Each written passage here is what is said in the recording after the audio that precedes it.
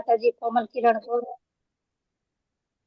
हिरणमयी केशवी देवी माताजी, चेतना पटेल माताजी, लाडवा कृपाली माताजी, उर्मिला साधु माताजी, जितेंद्री गोपेश प्रभुजी, अमरीश नाथ कृष्ण प्रभुजी, ललित कुमार वेद प्रभुजी, कृष्ण कृपाली प्रभुजी, तेजस सोलंकी प्रभुजी, भाव सिंधु श्री चैतन्य प्रभुजी, शैलेश भट्ट प्रभुजी, शरद व्यास प्रभुजी, किरण साधु प्रभुजी, आनंद चरण प्रभुजी, जयंत पटेल प्रभुजी, रुद्र कोशिया प्रभुजी, अमरीश पटेल प्रभुजी, निताई चंद्र प्रभुजी, कीर्तिमान सचिव पुत्र प्रभुजी, सुरेश प्रभुजी, विक्रम पंड्या प्रभुजी, भूपत पोरवाड़िया प्रभुजी, विक्रमी कृष्ण प्रभुजी, विपिन विलास कृष्ण प्रभुजी, विशाल आहिर प्रभुजी, वेलुभा वाघेला प्रभुजी, परेश शाह प्रभुजी, मुकेश कापड़िया प्रभुजी, हराप्रिया विमला देव माताजी, दर्शना भट्ट माताजी, जिज्ञासा पटेल माताजी, हिना मेवाड़ा माताजी, स्वाति करकर माताजी, शशि उदेशी माताजी, भावनाबेन वाघेला माताजी, अल्पा गौर माताजी।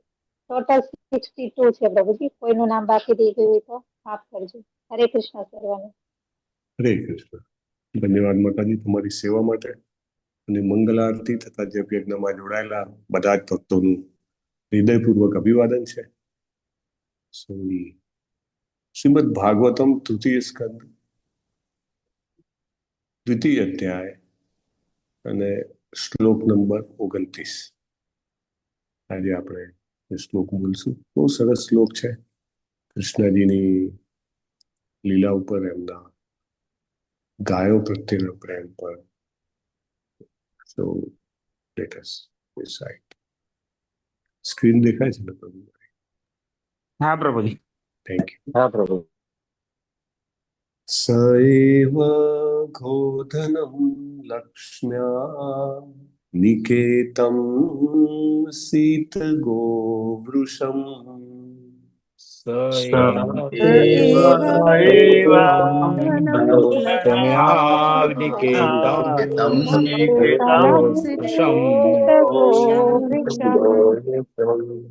चारयन् अनुगान् गोपान् रणद्वेणुररीरमत।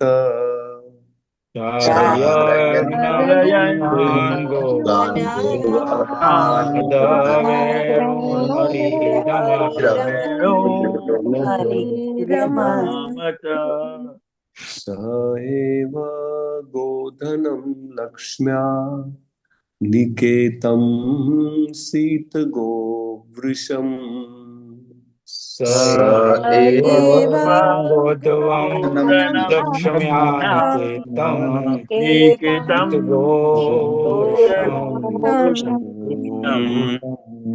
चारयन् अनुगान् गोपान् रणद्वेणुररीरमत।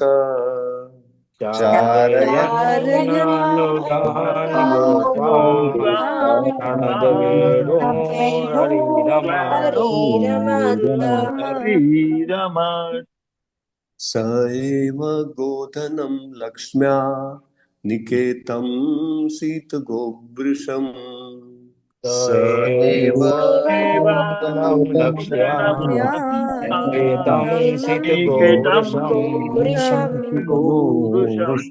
चारयन् अनुगान् गोपान् रणद्वेणुररीरमत।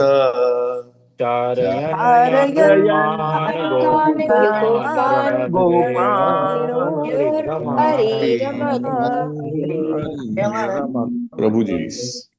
एव गोधनं लक्ष्या निकेतं सीतगोवृषम् स एव गोधनं लक्ष्म्या निकेतं सीतगोवृषम् चारयन् अनुगान् गोपान् रणद्वेणुररीरमत्। चारयन् अनुगान् गोपान् रणद्वेणुररीरमत। सैव गोधनं लक्ष्म्या निकेतं सीतगोवृषम् स एव गोधनं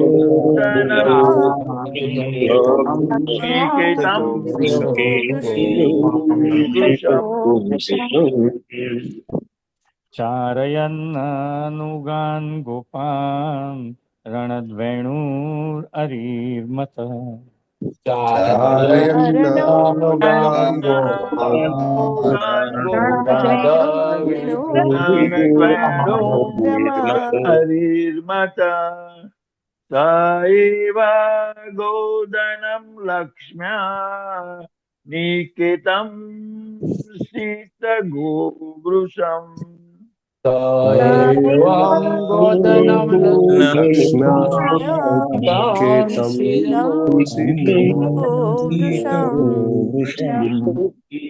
चारयन्नानुगान् गोपान् रणद्वेणोररिर्मता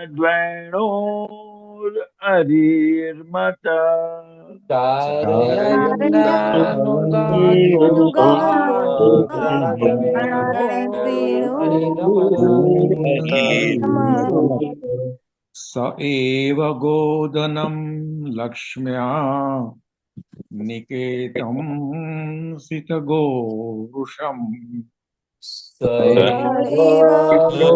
गोदनं लक्ष्म्या निकेतं गोवृषम् गोवृषम् चारयन् अनुगान् गोपान् रणद्वेणुररिरमत्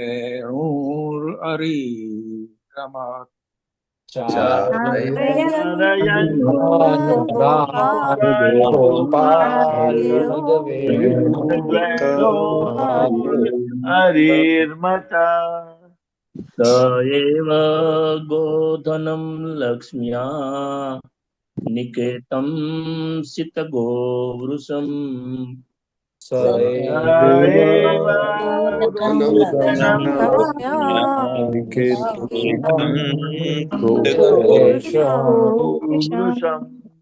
चारयन्न अनुगान् गोपान् रणद्वेणुररिर्मत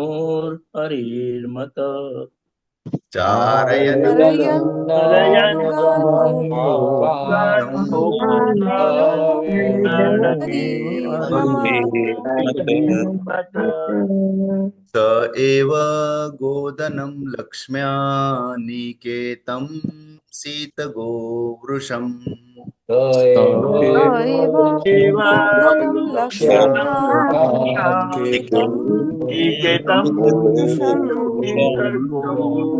चारयन् अनुगान् गोपान् रणद्वेणोररिरमत्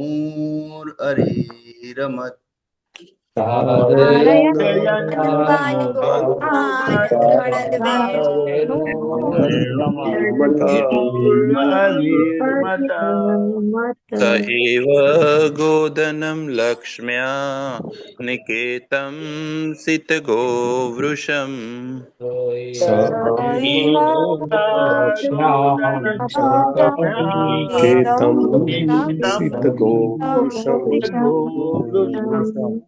चारयन् अनुगान् गोपान् रणद्वेणुररिर्मत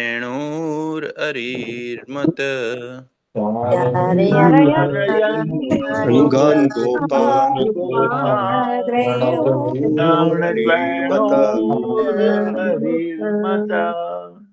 स एव गोधन लक्ष्म्या निकेतं सितगोवृषम् गोधनं लक्ष्म्या निकेतं सितगोवृषम् चारयन्नानुगान् गोपान् रणद्वेणुररिरमत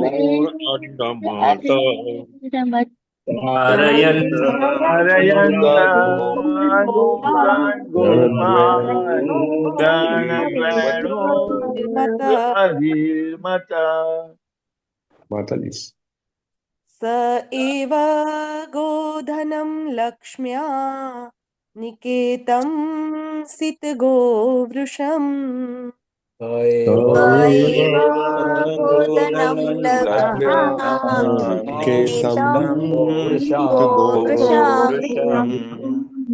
चारयन् अनुगान् गोपान् रणद्वेणोररिर्मत चारयन् अनुगान् गोपान् रणद्वेणुर्मत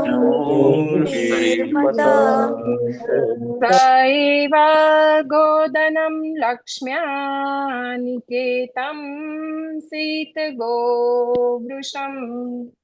स एव गोदनं लक्ष्म्या श्रितगोवृषम् चारयन् अनुगान् गोपान् रणद्वेणोररिमत चारयन् अनुगान् गोपान् रणद्वेणुर्हरिर्मत स एव गोदनं लक्ष्म्या निकेतं सितगोवृषम् स एव गोदनं लक्ष्म्या निकेतं सितगोवृषम् चारयन्नानुगान् गोपान् रणदवेणोररिर्मत चारयन् अनुगान् गोपान् रणद्वेणुर्हरिर्मत स स एव गोदं लक्ष्यां निकेतं सिपगोवृषम् स एव गोदनं लक्ष्म्या निकेतं सितगोवृषम् चारयन् अनुगान् गोपान् रणद्वेणुररिर्मत रणद्वेणुर्हरिर्मत स एव गोदनं लक्ष्म्या निकेतं सितगोवृषम् स एव गोधनं लक्ष्म्या निकेतं सितगोवृषम् चारयन् अनुगान् गोपान् रणद्वेणुररिर्मत चारयन् अनुगान् गोपान् रणद्वेणुररिर्मत स एवं गोधन लक्ष्म्या निकेतं सितगोवृषम् स एव गोदनं लक्ष्म्या निकेतं सितगोवृषम् चारयन्नानुगान् गोपान् रणद्वेणोररिरमत् चारयन् अनुगान् गोपान् रणद्वेणुररिर्मत स एव लक्ष्म्या निकेतं सितगोवृषम् स एव गोदनं लक्ष्म्या निकेतं सितगोवृषम् चारयन् अनुगान् गोपान् रणद्वेणुररिरमत् चारयन् अनुगान् गोपान् रणद्वेणुररिर्मत स एव गोदनं लक्ष्म्या निकेतं सितगोवृषम् स एव गोदनं लक्ष्म्या निकेतं सितगोवृषम् चारयन् अनुगान् गोपान् रणद्वेणुररिर्मत अनुगान् गोपान् रणद्वेणुररिर्मत स एव गोदनं लक्ष्म्या निकेतं सितगोवृषम् स एव गोधनं लक्ष्म्या निकेतं शीतगोवृषम् चारयन् अनुगान् गोपान् रणद्वेणुररिरमत् चारयन् अनुगान् गोपान् रणद्वेणुररिरमत् स एव गोदनं लक्ष्म्या निकेतं शीतगोवृषम्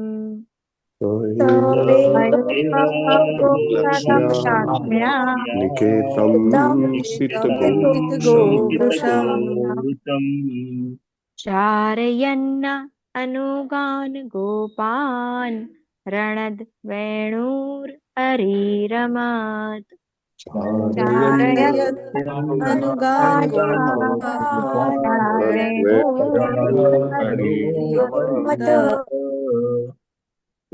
શબ્દાર્થ લેશું આપણે. જય રાધા માધવ જય બિહારી. શબ્દાર્થ વાળી સ્ક્રીન દેખાય છે ને પ્રભુ? હા દેખાય છે. સહ તે ભગવાન કૃષ્ણ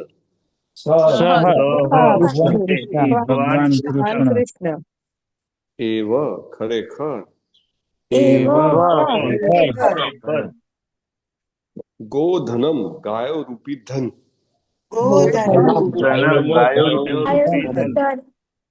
લક્ષ્મ્યા સમૃદ્ધિ નિકેતનમ નિકેતમ ભંડાર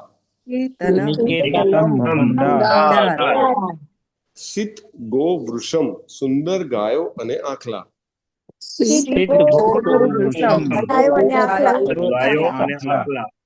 ચારયન ચરાવતા અનુગાન અનુસરતા ગોપાન ગોવાળિયાને રણત ફૂંકીને વેણુ હરિમત આનંદિત કરતા. અનુવાદ શ્રીલા પ્રભુપાદ દ્વારા. શ્રીલા પ્રભુપાદની જય.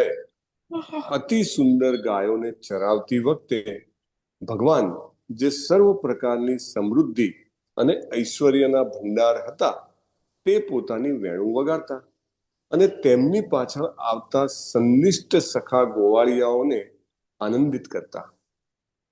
નાઇસ. પોરપટ મોટો છે. ઓકે, એક જ વ્યક્તિ વાંચી શકે. મને હેન્ડરેસ દેખાતા નથી પ્રભુ. કોણ લઈ શકે છે? વજરાણી વિનીતા માતાજી, હિરલ પટેલ માતાજી, બીના શાહ માતાજી, નૈના ઠક્કર માતાજી, હેમા રાજગોર માતાજી, દર્શના ભટ્ટ માતાજી. એટલા એન્ટ્રેસ છે પ્રભુજી. હરી બોલ. વજરાણી વિનીતા માતાજી એ કર્યો તો. હા, એ વજરાણી વિનીતા માતાજી વાંચે. બરાબર. હરે કૃષ્ણ પ્રભુજી. હરે કૃષ્ણ. શીલા પ્રભુપાદની જય. ભગવાન 6 કે 7 વર્ષના થયા ત્યારે તેમને ગાયો અને વાછરડા ચરાવવાની જવાબદારી સોંપવામાં આવી. જેમની પાસે હજારો ગાયો હતી એવા સમૃદ્ધ જમીનદારના તે પુત્ર હતા. વૈદિક અર્થશાસ્ત્ર અનુસાર જેની પાસે અનાજનો જથ્થો અને ગાયોની સંખ્યા જેટલી વધારે તેટલો જ તે ધનવાન ગણાય. ગાયો અને અનાજ ફક્ત આ 2 જ વસ્તુઓથી માનવજાતિ તેની આહારની સમસ્યા ઉકેલી શકે છે. માનવ સમાજને તેની બધી જ આર્થિક સમસ્યાઓ ઉકેલવા માટે ફક્ત પૂરતું અનાજ અને પૂરતી ગાયો જ જોઈએ. આ 2 સિવાયની બીજી બધી જ વસ્તુઓ મનુષ્ય ઉત્પન્ન કરેલી કૃત્રિમ આવશ્યકતાઓ છે, જેમનાથી તે માનવરૂપી પોતાના મૂલ્યવાન જીવનને હણે છે અને અનાવશ્યક વસ્તુઓ પાછળ પોતાનો સમય વેડફે છે.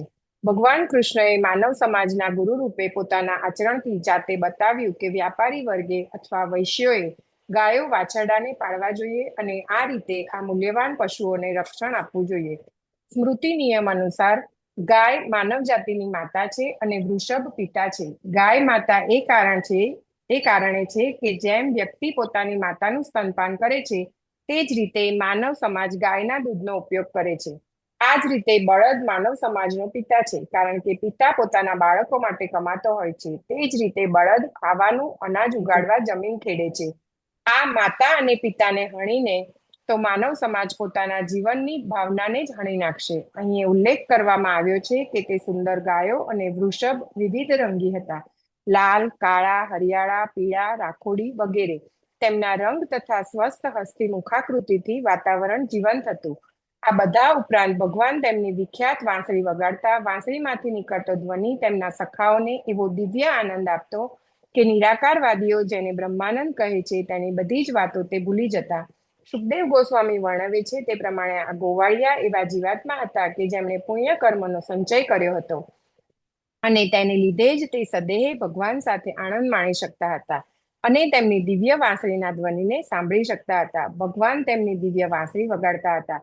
તેનું બ્રહ્મ સંહિતા 5.30 સમર્થન છે. વેણું ક્વણતમ અરવિંદ દલાયતાક્ષમ બર્હાવતંસમ અસિતાંબુદ સુંદરાંગમ કંદર્પ કોટિ કમનીય વિશેષ શોભમ ગોવિંદમ આદિપુરુષમ તમહમ ભજામિ. બ્રહ્માજીએ કહ્યું પોતાની દિવ્ય વેણુ વગાડતા આદિપ્રભુ ગોવિંદને હું ભજું છું. તેમના નેત્ર કમળ સમાન છે. તેમણે મયુર પીંછનો શણગાર કર્યો છે. તેમના શરીરનું રૂપ કરોડો કામદેવના રૂપ કરતા વધુ સુંદર છે. તેમના શરીરનો વર્ણ નવા શ્યામ મેઘના વર્ણ જેવો છે. ભગવાન કૃષ્ણનું આ વિશિષ્ટ રૂપ છે.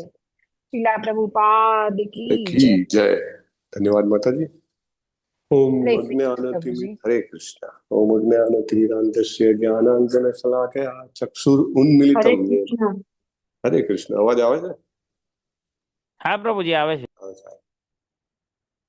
Thank you. તસ્મૈ શ્રી ગુરુવે નમઃ. નમો વિષ્ણુપાદાય કૃષ્ણ પ્રેષ્ઠાય ભૂતલે અત્યારે લાઈવ છે.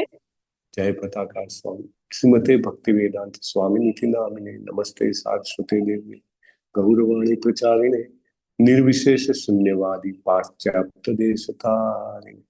તમે જુઓ, અનુવાદ જુઓ ને તમે. ગુરુજી અત્યારે લાઈવ છે. સેવિંગ ના માતાજી, રેકોર્ડિંગ થાય છે. રેકોર્ડિંગ થાય છે. હરે કૃષ્ણ. હરે કૃષ્ણ. ઓકે, વી કન્ટિન્યુ પ્રભુ. તો તમે અનુવાદ જુઓ તો અનુવાદમાં ભગવાનની લીલાનું વર્ણન છે, રાઈટ? ભગવાનની જે લીલા છે વૃંદાવનની, એને યાદ કરવામાં આવી છે ઉદ્ધવજી દ્વારા. અને એમાં ભગવાન ગાયોને ચરાવે છે અને ગાયો સર્વ પ્રકારની સમૃદ્ધિ અને ઐશ્વર્ય જે છે એ પ્રાપ્ત કરાવે છે. અને એના ઉપરાંત એટલે ભગવાનના બે કાર્યોને અહીંયા ફોકસ કર્યા છે અનુવાદમાં. એક તો ગાયોને ચરાવવી અને પોતાની વાંસળીને એમ કહેવાય કે વાંસળીમાંથી દિવ્ય તરંગોને રેલાવવું. તો આ બે વસ્તુ ભગવાન કરતા હતા અને આના કારણે બધા જ ભક્તો અથવા ગોવાળિયાઓ જે છે ખૂબ આનંદિત રહેતા હતા. જો વ્યક્તિ જે છે મનુષ્ય શરીરમાં આવે તો આપણે લેવલ 1માં પણ ડિસ્કસ કરીએ છીએ, ભણીએ છીએ, તમને ખ્યાલ છે કે જ્યારે વ્યક્તિ શરૂઆતમાં એની લાઈફની શરૂઆત હોય તો એને એવું કહે કે હું ખૂબ ધન કમાઈ લઉં, રાઈટ? અને સૌથી શરૂઆત એનાથી થાય, ખાવા પીવાની તકલીફ ના પડવી જોઈએ, રાઈટ? એટલે અન્નમય કોષમાં હોય, આપણે લેવલ 1માં ભણીએ છીએ, રાઈટ? એનાથી જ્યારે વધારે વ્યક્તિ ઉપર જાય તો કે ભાઈ એને પ્રાણમય કોષ એટલે કે એને રહેવા માટે અથવા તો ઠંડી, ગરમી, વરસાદથી બચવા માટે ઘર જોઈએ. અને ભવિષ્યમાં એને એની સંપત્તિ ઓછી ના થાય એના માટે, એટલે કે ખેંચ ના પડે એના માટે થોડું ઘણું વધારે એમ કહેવાય કે સેવ કરે, બરાબર? એના પછી થોડોક આગળ વધે ત્યારે જ્ઞાનમય કોષ આવે. ત્યારે એને એમ થાય કે મારે જાણવું જોઈએ કે ફિલોસોફી શું છે, હું કોણ છું, અહીંયા શું કામ આવ્યા છીએ. જનરલી ભારતમાં સારું છે કે બધાને થોડું ઘણું તો આધ્યાત્મિક બાળપણથી એક્સપોઝર મળતું હોય ને પછી એને ઈચ્છા પણ થાય. અને આમ પતાવીને છેવટે વિજ્ઞાનમય કોષમાં આવે અથવા તો જેને કહેવાય આનંદમય, તો એમાં આવે ત્યારે એને ભગવાનની ભાળ મળે. એટલે આ ક્રમિક સ્ટેજ છે. મોટાભાગના લોકો જે છે પ્રાથમિક સ્ટેજમાંથી બહાર નથી આવી શકતા કે ખાવાનું ઠેકાણું પડશે કે નહીં, અથવા તો સ્વરક્ષણ થશે કે નહીં. That is the only life like a animals, એટલે કે પ્રાણી સમાન જીવન છે, જસ્ટ લાઈક એનિમલ. આપણે કલ્પના કરી શકીએ કે કેટલું મોટું આપણા અને પ્રાણીમાં કોઈ ગેપ નથી અગર આપણે ખાલી આહાર, નિદ્રા, ભય, મૈથુનમાં જ આપણી જાતને લિમિટ કરીએ તો, રાઈટ. આપણે આગળ વધીએ અને પ્રભુપાદ અહીંયા આગળ બહુ સરસ ક્લેરિટી આપે છે. આ શ્લોકમાં ફર્ધર કહે છે અને એના અનુવાદમાં છે કે શ્રી કૃષ્ણ જે છે એ બેસિક થી લઈને, એટલે કે પ્રાણમય કોષથી લઈને ખાવા પીવાની વ્યવસ્થા શેનાથી થાય તો કે ભાઈ કૃષિ અને ગોરક્ષાથી, અને આગળ લઈને સૌથી વધારે આનંદ વિજ્ઞાનમય કોષ, આનંદમય કોષ શું છે તો કે શ્રી કૃષ્ણની વાંસળીનું શ્રવણ. These are the two things. તમે ગોલોકા ચાર્ટમાં જુઓ છો તો શ્રી કૃષ્ણની વાંસળીનો ધ્વનિ જે છે એમ કહી શકાય કે આપણા ભૌતિક જગત સુધી આવે છે. આપણે પણ માત્ર ગોપ બાળો નહીં, આપણે પણ ભાગ્યશાળી થઈ શકીએ કે જો આપણે નિયમિત રીતે સાક્ષાત શ્રી કૃષ્ણ જે ચૈતન્ય મહાપ્રભુ બનીને આવ્યા અને એમને જે સૂચના આપી એ પ્રમાણે રેગ્યુલર જેવી રીતે તમે બધા કરો છો અને પોસ્ટ પણ કરો છો ગ્રુપમાં, આપણે હરે કૃષ્ણ કૃષ્ણ કૃષ્ણ હરે હરે, હરે રામ રામ રામ હરે હરે, અને આપણે એ કરીએ તો આપણું પણ જીવન આ ગોપ બાળો જેવું જ આનંદમય થઈ શકે. It is too much Joy and please. આપણે કલ્પના ન કરી શકીએ. આપણી બધી જ શારીરિક, માનસિક, સામાજિક જરૂરિયાતો સંતોષાય એના ઉપરનું લેવલ છે, એના ઉપરનું લેવલ છે. એટલે ઘણી વાર વ્યક્તિને ઘણું બધું સંપત્તિ પ્રાપ્ત હોય પણ આ લેવલ પ્રાપ્ત ના હોય, એટલે એના માટે ફાંફા મારે. તો સૌથી મહત્વની વાત છે કે વ્યક્તિએ પોતાના જીવનમાં આ જે દિવ્ય આનંદ છે, મનુષ્ય જીવનનો જે ખાસ મેઇન અર્થ છે, એને પ્રાપ્ત કરવાનો પ્રયત્ન કરવો જોઈએ. અને તમે જુઓ પ્રભુપાદનો ભાવાર્થ અને પ્રભુપાદ જે અનુવાદ છે બેમાં બહુ મોટો ગેપ છે. ગેપ શું છે? અનુવાદમાં કૃષ્ણ લીલાનું વર્ણન છે અને ભાવાર્થમાં એ અત્યારની સંસ્કૃતિ ઉપર કોમેન્ટ કરી રહ્યા છે અને આપણી આંખો ઉઘાડી રહ્યા છે. આચાર્ય એને કહેવાય કે આપણને અર્થ આપે, નહીં તો આપણે ખાલી શ્રી કૃષ્ણ જે છે ગૌરક્ષા, ગાયો ચરાવતા અને વાંસળી વગાડતા ત્યાંથી લિમિટ થઈ જઈએ. તો એમાંથી આપણે આપણા જીવનમાં શું શીખવાનું છે આચાર્ય એ બતાવે છે. અને એક ત્રીજી દ્રષ્ટિ એને કહે ને કે શાસ્ત્ર ચક્ષુ અથવા જ્ઞાન ચક્ષુ ઓપન કરે છે. જયારે આ ભાવાર્થ વાંચીએ શ્રીલા પ્રભુપાદના ત્યારે આપણને રિયલાઇઝ થાય કે આપણે શું વિચારવું જોઈએ અને એ કઈ વિચારસરણી માટે જીવવું જોઈએ. તો ખાસ કરીને આ જે ભાવાર્થ છે પ્રભુપાદનો, એમાં પ્રભુપાદ જે અલગ અલગ મુદ્દાઓ રજૂ કરે છે તો મુખ્ય લગભગ 6 મુદ્દાઓ એમને કવર કર્યા છે આ ભાવાર્થમાં. સૌથી પહેલા તો વૈદિક સમય જે હતો એ સમયની અર્થવ્યવસ્થા કેવી હતી, અને બહુ જ મહત્વની વાત છે. અર્થવ્યવસ્થા એટલે કોઈ પણ સમાજની બેકબોન કહેવાય અથવા તો કરોડરજ્જુ કહેવાય. અર્થવ્યવસ્થા એટલે સમજો કે વ્યક્તિને ખાવાના જ સાંસા પડતા હોય તો એ વ્યક્તિ ક્યાંથી પછી ભગવાન આગળનું વિચારી શકે કે મારે ભગવાનને મેળવવા જોઈએ, રોજ એ જ ચિંતા રહેતી હોય તો. એટલે અર્થવ્યવસ્થા should be very strong, right. તો એ અર્થવ્યવસ્થા શેના ઉપર આધારિત હતી તો કે ગાયો અને અનાજ ઉપર. As simple as that. આપણને એમ લાગે કે આવું કેવી રીતે, અત્યારની અર્થવ્યવસ્થા શેના ઉપર છે તો કે કાગળના પૈસા ઉપર. એવી ત્યારે એવું નહોતું, ગાયો અને અનાજ ઉપર. ગાયો કેમ તો કે દૂધ આપે, માતા સમાન, દૂધમાંથી બધું જ પોષણ મળે. પ્રભુપાદ કહે છે રેગ્યુલર વ્યક્તિએ જે છે દૂધ અથવા દૂધની પદાર્થોનું સેવન કરે, ખાસ કરીને ગાયના દૂધનું સેવન કરે, તેની મેઘા જે છે એ એકદમ તીવ્ર બને છે. આજકાલ તો એવું થઈ ગયું કે મોટા ભાગના લોકોને સમજો કે ચા પીવા જોઈએ, ચા પીવા જોઈએ અથવા તો દૂધ બી પીતા હોય તો કે કેવી ડગલા જેવી હોવી જોઈએ. તો કે કયું દૂધ લાવવાનું તો કે ગોલ્ડ લાવો, ફેટ વધારે હોવી જોઈએ. અને એ શેમાંથી મોસ્ટલી એ તો ભેંસનું દૂધ હોય, રાઈટ. અને અગેન આપણી જે મોટા ભાગના આપણી બેઠાડું જીવનશૈલીમાં જે બધા રોગ થઈ ગયા છે, ખાસ કરીને લાઈક ચરબી જામી જેવી અને આર્ટરીઝમાં અને હાર્ટ એટેકને, બીકોઝ ઓફ ધેટ. ગાયનું દૂધ છે તમે જુઓ આખું ગોલ્ડન કલરનું હોય છે, રાઈટ. અને એનાથી રેગ્યુલર પીવાથી વ્યક્તિ જે છે પોતાની ચેતનાને ઉર્ધ્વગામી કરી શકે છે, રાઈટ. તો એ બહુ જરૂરી છે. અને અનાજ પેદા કરવાનું, જમીનનો ટુકડો હોય અને એમાં બળદથી ખેડે તો જે આ ખોટું જે છે આર્ટિફિશિયલ ઇકોનોમિક ડેવલપમેન્ટ, એની જરૂર નથી. પ્રભુપાદ કહે છે ઉદ્યોગો નાખો અને મોટા મોટા ધંધાઓ નાખો, એની જરૂર જ નથી. કારણ કે આના બેઝ પર જ બધું આવી જશે. બહુ સરસ આપણે પ્રથમ સ્કંદના 8મા અધ્યાયના 40મા શ્લોકમાં પ્રભુપાદે આ સમજાયું છે.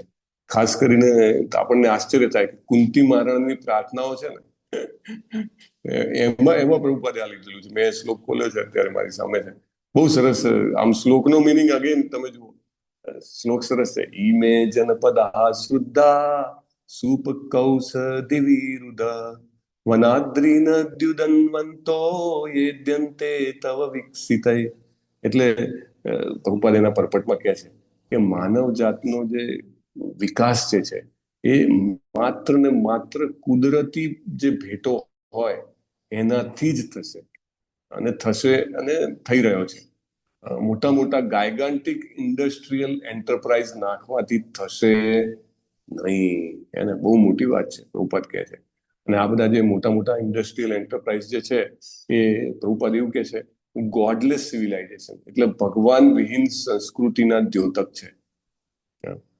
અને ઇવન પ્રભુપાદ તો જાણે એને અણુબોમ્બ હોય ને એવા શસ્ત્ર તરીકે વર્ણે છે. પ્રભુપાદ કહે છે કે મનુષ્ય જીવનનો જે ઉચ્ચતમ ધ્યેય છે એનો એ નાશ કરે છે. જબરજસ્ત સ્ટેટમેન્ટ છે. મનુષ્ય જીવનના ઉચ્ચતમ ધ્યેયનો નાશ કરે છે. દાખલા તરીકે મોટા મોટા ઇન્ડસ્ટ્રીયલ ઓર્ગેનાઇઝેશન નાખે એને 24 કલાક ચલાવવા પડે, રાઈટ? તો વ્યક્તિને જે ખરેખર સાચો સમય છે સૂર્યોદય પહેલા ઉઠવું અથવા સૂર્યાસ્ત પછી એઝ અર્લી એઝ પોસિબલ ઊંઘી જવું અને પોતાના જીવનને આધ્યાત્મિક યાત્રા માટે સુસજ્જ બનાવવું એ કરી જ ન શકે. ઘણા બધા લોકોને લાંબો સમય કામ કરવું પડતું હોય અથવા તો રાત્રે પણ કામ કરવું પડતું હોય અથવા તો જે પ્રોડક્ટ ઉત્પન્ન થાય છે એ પ્રોડક્ટને વેચવા માટે જાત જાતના તરીકા અપનાવવા પડે, રાઈટ? એ પ્રોડક્ટને વેચવા માટે મોટી મોટી ઇવેન્ટ બનાવે. દાખલા તરીકે IPL ઓર જે કોઈ પણ ઇવેન્ટ હોય, ફૂટબોલ વર્લ્ડ કપ હોય, તો એવી ઇવેન્ટમાં એની એડવર્ટાઇઝિંગ આપવું પડે. ત્યારે એ બધી વસ્તુઓ વેચાય. લોકોને ભ્રમિત કરવા પડે. જરૂર ના હોય છતાં પણ લોકો ખરીદે એના માટે. એક વ્યક્તિ ખરીદે એટલે દેખાદેખીમાં બીજાને પણ ખરીદવી પડે. આના ઘરે પણ નવું બાઇક છે, આના ઘરે પણ નવી મોટર છે, મારે પણ લાવવી પડશે. અથવા તો એનો આટલું મોટું ઘર છે, મારે પણ બનાવવું પડશે. Like that. એટલે પ્રભુપાદે કીધું છે કે it is a destruction of noble aims of human life. મનુષ્ય જીવન જેના માટે મળ્યું છે આપણે વિચારી શકીએ છીએ. હું કોણ છું એ પૂછી શકીએ છીએ, રાઈટ? મારો ભગવાન સાથેનો શું સંબંધ છે એવી પૃચ્છા આપણે ઇન્ક્વાયરી કરી શકીએ છીએ. એ બીજું કોઈ પ્રાણી, બીજું કોઈ વનસ્પતિ, કોઈ જે યોની છે એ કરી શકતું નથી. તો એ જે ધ્યેય છે આપણે ગુમાવી બેસીએ છીએ. અને પ્રભુપાદ કહે છે કે the more we go on increasing such troublesome industries to squeeze out the vital energy of human being, the more there will be unrest and dissatisfaction of the people in general. Few only can live lavishly by exploitation. થોડાક લોકો જે છે બીજા લોકોનું શોષણ કરીને સારી રીતે જીવી શકે. બાકી જેમ જેમ આ બધું ઇન્ડસ્ટ્રીયલાઇઝેશન ને બધું વધારવામાં આવશે તેમ તેમ જે એમ કે છે કે વધારે ને વધારે અશાંતિ હશે. અનરેસ્ટ એટલે અશાંતિ. અને લોકોનો અસંતોષ વધશે. વસ્તુઓ મળવા છતાં, કમ્ફર્ટ અને કન્વિનિયન્સ મળવા છતાં ઘરમાં લોકો સુખી નહીં હોય. પતિ પત્ની જે છે એ બંનેની વચ્ચે કોઈ ને કોઈ મુદ્દે અનબનાવ થતો રહે. બાળકો અને માતા પિતા વચ્ચે પણ કંઈ ને કંઈ અનબનાવ થતો રહે, right? This is a product of this culture. Prabhupada એવું કહે છે. જેમ જેમ આ વધશે એમ એવું થશે. તમે વિચારો, તમે જુઓ કે ભારતમાં જ કેમ આટલું બધું આધ્યાત્મિક લોકો એમ કહેવાય કે વધારે પ્રયત્નશીલ છે, રાઈટ?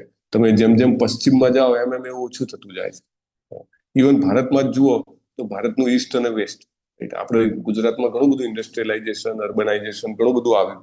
તો એ આવતા આવતા આવતા આપણે જુઓ કે આપણી જે નેક્સ્ટ જનરેશન જે છે એ એની જે એમ કહેવાય ને ફેથ અથવા તો શ્રદ્ધા જે છે એમાં કમી અનુભવ કરે છે, રાઈટ? બધાને એવું હોય કે હું મોટો થઈને બહુ જ વધારે કમાવું, હું ઘણા બધા સુખ સંપત્તિ જેને કહેવાય ભોગવું અથવા ભેગી કરું, મારું ઘણી બધી કીર્તિ થાય. Everybody wants to do like that. બજારમાં છાસવારે નવી નવી ઇન્ટરનેશનલ ગાડીઓ આવતી હોય, નવી નવી વસ્તુઓ આવતી હોય. દરેકને માત્ર ભોગવવામાં જ રસ છે. તો કેવી રીતે શાંતિ હશે, સંતોષ કેવી રીતે હશે? અને શાંતિ અને સંતોષ ના હોય તો સુખ તો વાત જ જવા દો.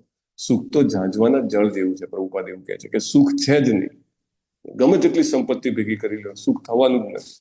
અને જ્યારે તમે જુઓ કે ખેડૂત હોય કે સામાન્ય પોતાનું જમીન હોય, એક નાનો ટુકડો હોય અને એમાં ખેતી કરતો હોય અને એના પાસે પશુપાલન કરતો હોય, તો એ વધારે આનંદિત હોય, વધારે ખુશી હોય છે. ભલે એના ઘરે લાઇટ ના હોય છતાં પણ એ વધારે ખુશ હોય. મોટા ભાગના લોકોના ચહેરા ઉપરથી તો સ્મિત પણ ગાયબ થઈ ગયું છે એનું. તો પ્રભુપાદ કહે છે કે આ જે નેચરલ ગિફ્ટ છે, સ્વાભાવિક રીતે આપણને ભેટ આપવામાં આવી છે, અનાજ, શાકભાજી, ફળ ફળાદી, નદીઓના પાણી, ઘણા બધા આપણને એમ કહેવાય કે ખાણ છે જેમાંથી આપણને ઘણા બધા મિનરલ્સ મળે છે, અથવા તો ઘણી બધી ધાતુઓ મળે છે, દરિયામાંથી જાત જાતના મોતી મળે છે. તો આ બધું જે છે એ ભગવાન શ્રી કૃષ્ણના ઓર્ડરથી આપણને આપવામાં આવ્યું છે મનુષ્ય જાતિ માટે. કે ભાઈ આ બધું મનુષ્ય જાતિ જે છે અને એટલું બધું આપીએ કે એ પોતાનો સમય બચાવી શકે. આપણે ચૈતન્ય ચરિતામૃતમાં જોઈએ છે તો ચૈતન્ય ચરિતામૃતમાં જે નવદ્વીપ વાસીઓ જે છે એ કેટલો ટાઈમ કામ કરતા હતા? આપણે પહેલા પણ ચર્ચા થઈ છે. કેટલો ટાઈમ કામ કરે છે કમાવા માટે? 6 months. Hare Krishna. 4 જ મહિના, ઓનલી 4 months.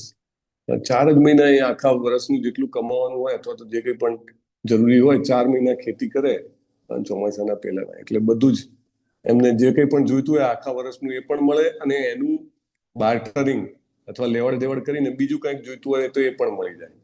અને પછી એ નીલાચલ જતા જગન્નાથપુરી અને ચૈતન્ય મહાપ્રભુ પાસે 4 મહિના રહેતા. બરાબર. આવા જવાના પણ એમને મહિના જતા. તો એનો મિનિંગ શું છે? એ તો બધા પાર્ષદો હતા. જેવી રીતે શ્રી કૃષ્ણજીના પાર્ષદો છે એ જ બધા પાર્ષદો ચૈતન્ય મહાપ્રભુના પાર્ષદો બનીને આવ્યા. ગૌર ગણો દેશ દીપિકા છે એમાં પ્રત્યેક વર્ણન છે. નંદ મહારાજ કોણ હતા, વૃષભાનુ કોણ હતા ચૈતન્ય મહાપ્રભુની લીલામાં. બધા જ પાત્રો જે છે એ બધા જ 5 પાંડવો, એવરીબડી ઇઝ રેપ્લિકેટેડ, રાઈટ. તો એ બધા જ આવ્યા છે અને એ પણ આવું જીવન જીવતા હતા. ખાલી વર્ષના 4 મહિના, એટલે 4 મહિના એટલે કેટલા ટકા ટાઈમ થયો? 33%. 33.33. 4 મહિના, 12 મહિનામાંથી 4 મહિના એટલે 33%. Yes, maximum that. અને એમાં પણ આખો 24 કલાક તો કામ ના કરતા હોય, રાઈટ. દિવસના થોડા કલાકો કામ કરતા હોય.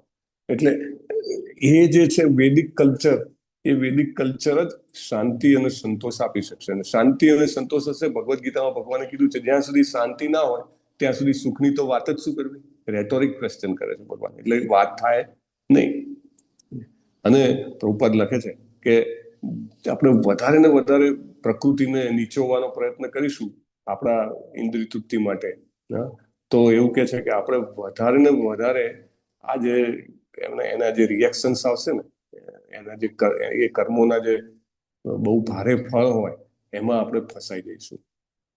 તમે જુઓ કે જ્યારે આપણે શાસ્ત્રો વાંચીએ છીએ તો શાસ્ત્રોમાં એટલી બધી કુદરતી આફતોનું વર્ણન નથી આવતું, અને ધેર આર વેરી રેર. અત્યારે તમે જુઓ કે ભાગ્યે જ કોઈ એવો દિવસ હશે કે વિશ્વના કે ભારતના કોઈ એરિયામાં કોઈને કોઈ પ્રાકૃતિક આફત ના હોય. અત્યારે ચોમાસાનો સમય છે તો લગભગ રેગ્યુલરલી તમને સમાચાર મળે કે ક્યાંક ને ક્યાંક બહુ, જેને એમ કહેવાય કે ક્લાઉડ બર્સ્ટ આજકાલ બહુ ફેમસ છે, તો એ ના થયું હોય. It is too common. ક્યાંક ને ક્યાંક ધરતી ના ધ્રુજી હોય, ક્યાંક ને ક્યાંક રોગચાળો ના ફેલાયો હોય. Every sometime now and then there is disease. તો આ બધું જે છે એ પ્રકૃતિ જે છે એ પોતાનું રિએક્શન બતાવે છે. ઘણા બધા કસાઈખાનાઓ ચાલી રહ્યા છે, બેરહમ રીતે વધ થઈ રહ્યો છે.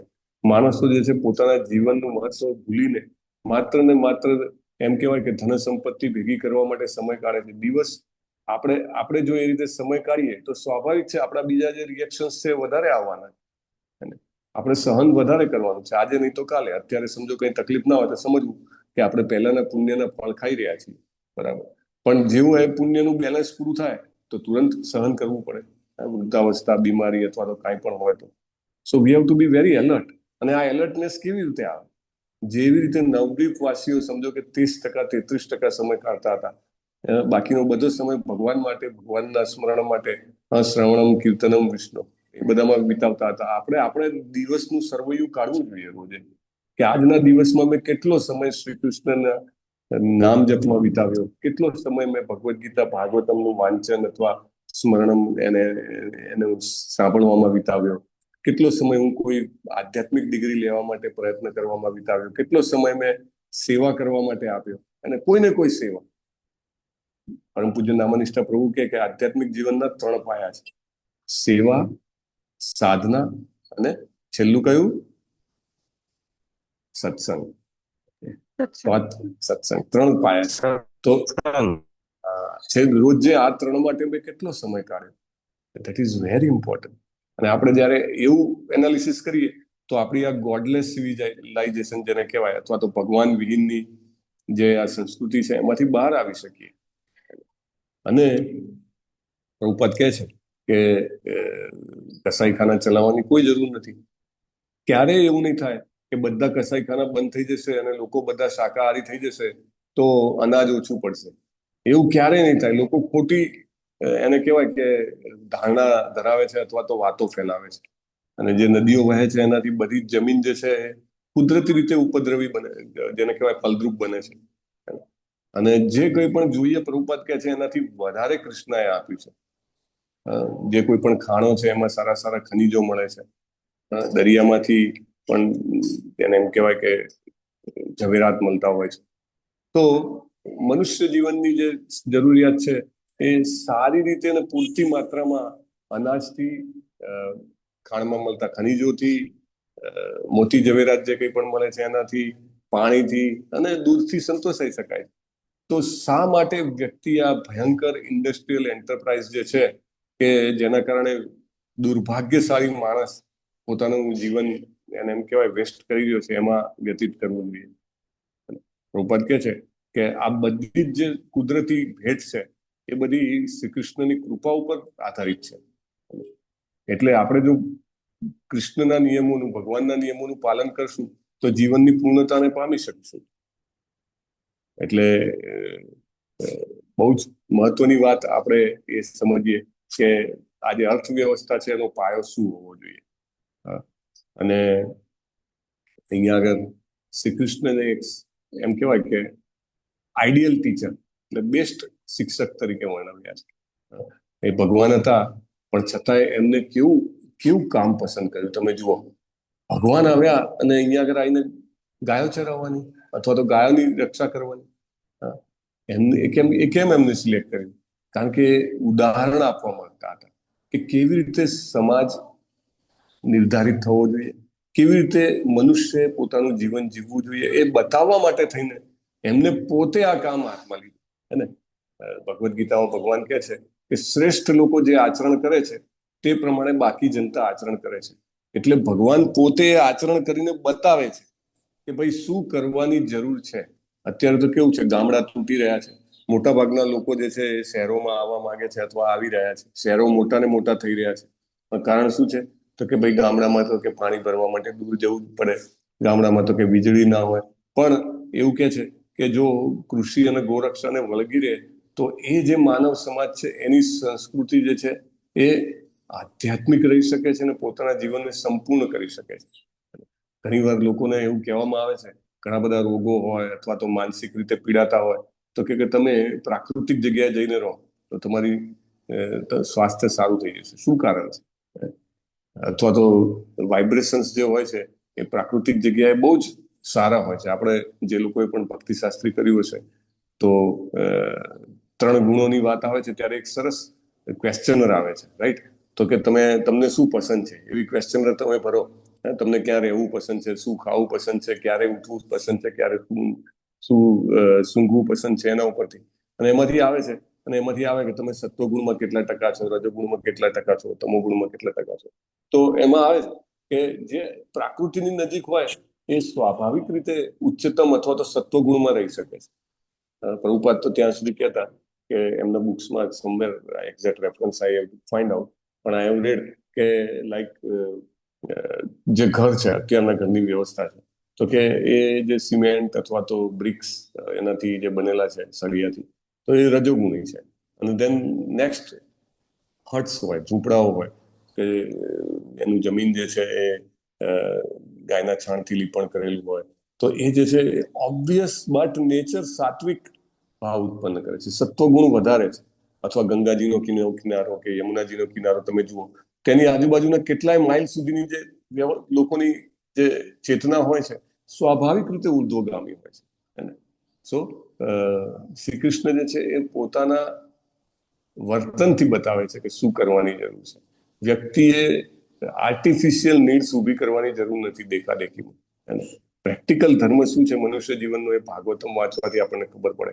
એટલીસ્ટ બીજું કંઈ ના કરી શકીએ, તમે મોટું આપણે વાતો કરીએ એવું તો ન કરી શકીએ. સમજો કે ડ્રાસ્ટિક ચેન્જ, ઘર કેવું એમાં કંઈ ચેન્જ ના કરી શકીએ, અથવા આપણી કમાવાની પદ્ધતિ જે જોબ હોય કે બિઝનેસ ચેન્જ ના કરી શકીએ.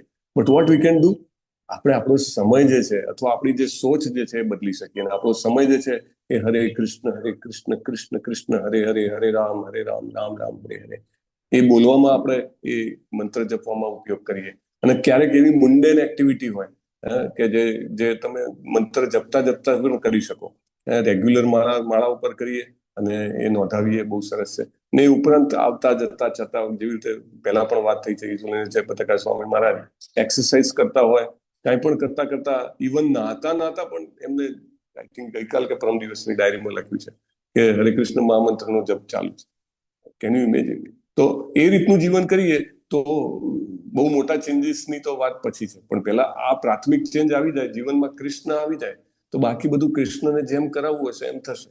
રાઈટ? એ એમની ઉપર આપણે છોડી શકીએ. So that is very important. ત્રીજો મુદ્દો છે, આપણે પહેલો મુદ્દો જોયો કે અર્થવ્યવસ્થા કેવી હોવી જોઈએ. બીજો મુદ્દો કે શ્રી કૃષ્ણ પોતે આચરણ કરીને બતાવે છે કે કેવું, એટલે કે એક સાચા ટીચર છે, કેવું જીવન હોવું જોઈએ. અને ત્રીજો મુદ્દો છે કે ગૌરક્ષાનું મહત્વ. અને બહુ જ મહત્વની વાત છે. એનું મહત્વ એટલે ખાલી એવું નહીં કે એક પ્રાણીઓનું હનન થાય છે તો એ ન કરવું જોઈએ. અને એટલા માટે ખાલી એ દ્રષ્ટિકોણથી નહીં, દયાના દ્રષ્ટિકોણથી નહીં, દયા એક ઇન્ગ્રેડિયન્ટ છે સાત્વિક ભાવનું, પણ એ દ્રષ્ટિકોણ એકલો નહીં, એનું આધ્યાત્મિક પણ મહત્વ છે ગાયોની સુરક્ષાનું. It is very very important. ગાયોને અથવા બળદને હણવા એટલે પ્રભુપાદ એવું કહે છે કે માનવ સંસ્કૃતિ જે છે એ પોતાના માતા પિતાને હણી રહી છે. અને જે સમાજ ગૌરક્ષાનું અવહેલના કરશે એ પોતાનો આધ્યાત્મિક તત્વ ખોઈ બેસશે. એટલે પ્રભુપાદ બહુ જ ઇમ્પોર્ટન્ટ કહે છે. આપણે બધા સમજો કે આપણને એવું લાગે આપણે કેટલા બધા શક્તિશાળી છીએ, ઇન્ફ્લુએન્શિયલ છીએ, પણ આપણે રાજકીય નિયમો જે છે એને બદલી શકતા નથી. ઇવન આપણા ભારત દેશમાં પણ હજી આજની તારીખે પણ કોઈને કસાઈખાનું ખોલવું હોય તો એને લાયસન્સ મળે છે. અને મે બી સૌથી હાઈએસ્ટ બીફ પ્રોડક્શન કન્ટ્રી, ગૌમાંસ બનાવવા વાળી કન્ટ્રી અથવા તો એનું એક્સપોર્ટ કરવા વાળી કન્ટ્રી છે આપણે. We are not able to influence yet. અને પ્રભુપાદ લખે છે કે જ્યાં ગૌરક્ષા નહીં કરવામાં આવે અથવા એની અવહેલના કરવામાં આવશે, ત્યાં આગળ આધ્યાત્મિક વિકાસ અથવા તો આધ્યાત્મિક તત્વ જે છે એ નાશ પામશે. અને આપણે જોઈ રહ્યા છીએ કે આપણું કેટલું ઝડપથી વેસ્ટર્નાઇઝેશન થઈ રહ્યું છે. ઇવન ભાગવતમમાં આગળ આપણે જોયું હતું જ્યારે પરીક્ષિત મહારાજ કલીને મળે છે, ત્યારે પણ ધર્મ જે છે એ વૃષભ એટલે કે આખલાનું સ્વરૂપ લે છે, ધરતી માતા જે ગાયનું સ્વરૂપ લે છે, વોટ એવર વાઇસેવર, એવું છે. તો એ જે છે એ પ્રસંગમાં પણ જે સ્વરૂપાત્મક રીતે બતાવેલું છે કે ગૌરક્ષાનું કેટલું મહત્વ છે. ચોથો મુદ્દો છે, 3 મુદ્દા જોયા. ચોથો મુદ્દો છે કે ભગવાન શ્રી કૃષ્ણની વાંસળીનો દિવ્ય નાદ. ભગવાનની વાંસળીનો નાદ જે છે એ પ્રભુપાદ ફર્ધર એક્સપ્લેન કરે છે અને આપણે અનુવાદમાં પણ જોયું. એ કેવો છે તો કે વાંસળીનો નાદ એ બ્રહ્માનંદ કરતા પણ ઉચ્ચતમ છે. બ્રહ્માનંદ કરતા પણ ઉચ્ચતમ એટલે કે 4 સનત કુમારો અથવા સુખદેવ ગોસ્વામી જે પૂર્વ જીવનમાં બ્રહ્મવાદી હતા અથવા જેને એમ કહેવાય નિરાકારવાદી હતા, એમને જેટલો આનંદ મળતો હતો એના કરતા વધારે આનંદ ગોપ બાળોને મળે છે, કારણ કે એમને ભગવાનની વાંસળી સાંભળવા મળે છે. અને ભગવાનની વાંસળી જે સાંભળે અથવા તો જે ભગવાનના નામનો આનંદ જે છે જેને પ્રાપ્ત થાય એ મુક્તિને પણ ભૂલી જાય છે. અને ભગવાનનું એને એમ કહેવાય કે સામીપ્ય અથવા તો ભગવાનની ઉપસ્થિતિનો એકદમ અદ્ભુત આનંદ પ્રાપ્ત થાય છે. અને આ જે ભગવાનની વાંસળી જે છે એ બધાને આકર્ષે છે, ગોપીઓને, દેવતાઓને, પ્રાણીઓને, નદીઓને, વૃક્ષોને આગળ 10મ સ્કંદમાં આવે છે, નદી વહેતી બંધ થઈ જાય, પ્રાણીઓ જ્યાં હોય ત્યાં સ્તંભી જાય. જેવી શ્રી કૃષ્ણની વાંસળીનું જેને એમ કહેવાય કે દિવ્ય નાદ આવે, પેલું સ્ટેચ્યુ થઈ ગયા હોય ને એમ, હવા જાણે કે રોકાઈ ગયો હોય એવું લાગે. સ્ટીલ સફોકેશન ના થાય, પણ the situation is so divine. અને આપણે પણ આપણા જીવનમાં એટલા જ માટે તમે જુઓ, હરે કૃષ્ણ મહામંત્ર જે છે એને ઉપાંશુ અથવા તો મનમાં કરવાનું મહત્વ નથી કીધું, અને as loud as possible, at least આપણને તો સંભળાવવું જ જોઈએ, એવી રીતે બોલવું જોઈએ.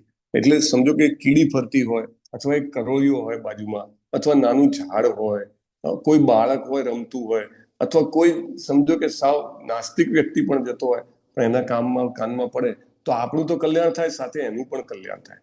અને એના કારણે ભગવાનને ખૂબ આનંદ થાય, રાઈટ? એટલે શ્રી કૃષ્ણની વાંસળીનો આનંદ એ જ આ હરે કૃષ્ણનો ધ્વનિ છે.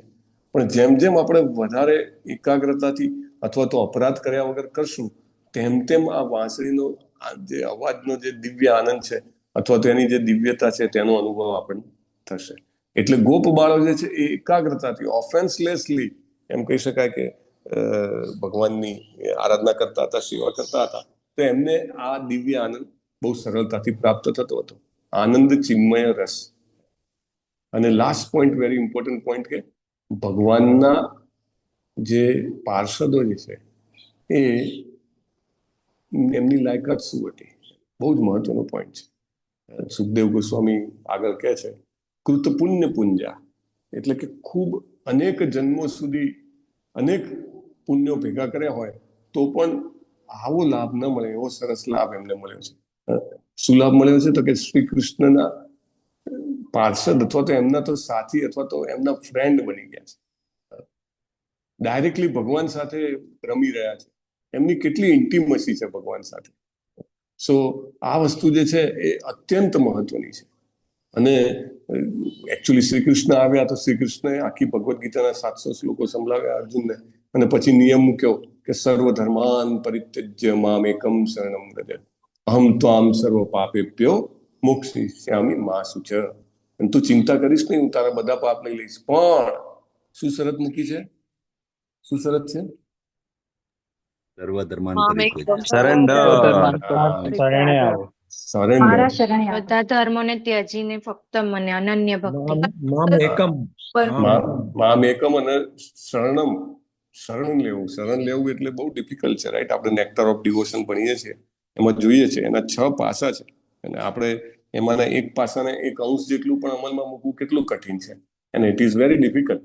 તો શ્રી કૃષ્ણએ શરત મૂકી. પછી કદાચ એવું કે શ્રી કૃષ્ણને લાગ્યું હશે કે આ શરત મૂકીને કળિયુગના માનવીય તો જે છે એ તો શરણાગતિ નહીં લઈ શકે, તો ફરીથી આવે પ્રભુ બનીને, હે ને? કે વાંધો નહીં, કળિયુગમાં યજ્ઞ કરવાની જરૂર નથી, દાન કરવાની કઈ વાંધો નહીં, ન થાય તો તપ કરવાની, ન થાય તો કશો વાંધો નહીં, પણ નામ હરિનામ તમે લો તો ડેફિનેટલી આપણને પણ આ ગોપ બાળો જેટલું જ ફળ પ્રાપ્ત થાય. એમ તો એવું કે છે, જે પરીક્ષિત મહારાજ જે છે એમને આનંદ થયો હતો કે ચલો કળિયુગ આવે છે, ડિફિકલ્ટ, ડેફિનેટલી એમને પહેલા તો દુઃખ થયું કે બધું જે મનુષ્યોનું ને બીજા જીવોનું શું થશે, પણ એમને આનંદ થયો કે એ અસ્થિ એકો મહાન ગુણાર્થ, મહદ ગુણાર્થ, રાઈટ? કલિયુગનો એક બહુ જ મહાન ગુણ છે કે વ્યક્તિ કીર્તનાદેવ કૃષ્ણસ્ય, રાઈટ? એક માત્ર શ્રી કૃષ્ણનું નામ લેવાથી, હરે કૃષ્ણ મહામંત્રનો જપ કરવા માત્રથી વ્યક્તિ જે છે જીવનને સફળ કરી શકે, એઝ સિમ્પલ એઝ ધેટ. સો આપ સર્વને વિનંતી છે, આજે રાધાષ્ટમીના દિવસે શક્ય હોય તેટલા વધારે હરે કૃષ્ણ મહામંત્રના જપ કરશો, બીજાને પણ પ્રેરણા આપશો. નાનું બાળક હોય તો એને પણ કહી શકાય કે ભાઈ એક માળા કર, ચલને આજે એક કરતો હોય તો કે ઉપર 10 મંત્ર જરા વધારે આંગળી ઉપર કર, અથવા એક માળા બીજી કર, રાઈટ? રાધારાણીની કૃપા મળે, કારણ કે ચૈતન્ય મહાપ્રભુ જે છે એ શ્રી કૃષ્ણ રાધારાણીના મૂળમાં છે. તો આપણે આ જપ કન્ટિન્યુ કરી શકીએ આજીવન, આપણા જીવનના છેલ્લા શ્વાસ સુધી આપણા જીવનને સફળ કરી શકીએ. Land it today. વાંછાકલ્પતરુભ્યશ્ચ કૃપા સિંધુભ્યૈવ ચ પતિતાનાં પાવનેભ્યો વૈષ્ણવેભ્યો નમો નમઃ. અનંત કોટી વૈષ્ણવવૃંદ કી જય. શ્રીલ પ્રભુપાદ કી જય. ગ્રંથરાજ શ્રીમદ ભાગવતમ કી જય. સદગુરુ દેવ કી જય. હરે હરે કૃષ્ણ કૃષ્ણ હરે કૃષ્ણ કૃષ્ણ કૃષ્ણ હરે હરે રામ હરે રામ હરે રામ રામ હરે રામ હરે હરે હરે હરે કૃષ્ણ પ્રભુજી હરે સાદર કૃષ્ણ પ્રણામ હરે દંડવત પ્રણામ કૃષ્ણ પ્રભુજી સાદર પ્રણામ દંડવત પ્રણામ હરે હરે કૃષ્ણ કૃષ્ણ પ્રભુજી દંડવત પ્રણામ દંડવત હરે પ્રણામ કૃષ્ણ પ્રભુજી દંડવત પ્રણામ. હરે કૃષ્ણ અમરીશ પ્રભુ આજે કોઈ છે સુદામા સેવક? હા પ્રભુજી. હરે કૃષ્ણ પ્રભુજી. હરે કૃષ્ણ માતા. આજે રાધાષ્ટમી નિમિત્તે અભિષેક કળશ સેવા ઉદય ભટ્ટ પ્રભુજીએ કરેલી છે. નીલપા ચૌધરી માતાજીએ અન્નદાન સેવા કરી છે. કૃપાલી લાડવા માતાજીએ પણ અન્નદાન સેવા કરી છે અને વ્રજરાની વિનિતા માતાજીએ તેમની બર્થડે નિમિત્તે સુદામા સેવા કરી છે. અને એ સિવાય એક સુખદ સમાચાર પણ છે કે નિકિતા મોદી માતાજી છે, એમના મધર એક્સપાયર થઈ ગયા છે અને આજે એમની સ્મશાન યાત્રા પણ છે. તો દરેકના માટે આપણે હરે કૃષ્ણ મહામંત્ર જપ કરાવીએ. જરૂર જરૂર. એટલે બધા જ ભક્તો કે જેમને સેવા કરી છે એને કેને પ્રકારે અલગ અલગ પ્રકારની કળશ સેવાથી લઈને સુદામા સેવા કરી છે. અને વિમલા વ્રજરાની માતાજી કે જેમનો આવિર્ભાવ દિવસ છે આજે, અને નિકિતા મોદી માતાજી, રાઈટ, એમના મધરનો તિરોભાવ દિવસ અથવા તો જે કંઈ પણ એમનું આપણા જીવનનું આ જે કંઈ પણ બનાવ છે, આપણે બધા પ્રાર્થના કરીએ કે શ્રી કૃષ્ણ આપણને એમના પ્રતિ ગતિ આપે. અને સૌથી મહત્વનું, જેમ ગુરુ મહારાજ કોટ કરે છે પ્રભુપાદનું સ્ટેટમેન્ટ, કે આપણને કોઈ પણ પરિસ્થિતિમાં એમનું નામ લેવાની ઈચ્છા આપે, પ્રેરણા આપે. એના માટે આપણે સાથે લઈને હરે કૃષ્ણ મહામંત્ર બોલશું. હરે કૃષ્ણ હરે કૃષ્ણ કૃષ્ણ હરે હરે કૃષ્ણ રામ હરે રામ રામ હરે રામ હરે રામ રામ રામ રામ રામ હરે હરે હરે. હરે કૃષ્ણ પ્રભુજી દંડવત પ્રણામ. દંડવત પ્રણામ. બહુ સરસ રીતે હરે કૃષ્ણ પ્રભુજી સાદર પ્રણામ. દર પ્રણામ. બહુ સરસ રીતે સતકોટી નામ યજ્ઞમાં આપણા ગુજરાતી ભક્તો યોગદાન આપી રહ્યા છે. એકચ્યુઅલી સૌથી અઘરું યોગદાન છે. હા, ધન છૂટવું એ પણ અઘરું લાગે, પણ જપ કરવા એ આ કળિયુગમાં એનાથી પણ અઘરું બનાવી દે છે માયા આપણા માટે.